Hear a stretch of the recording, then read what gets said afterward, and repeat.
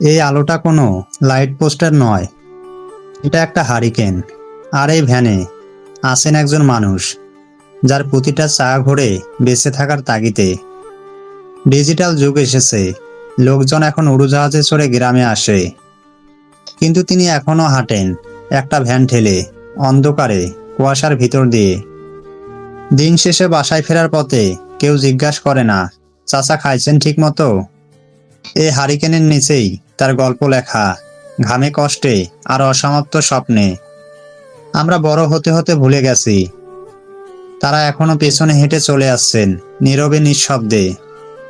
আর আমি শুধু বলি, চাচা, আপনি আছেন বলেই আলোটা এখনো জ্বলে।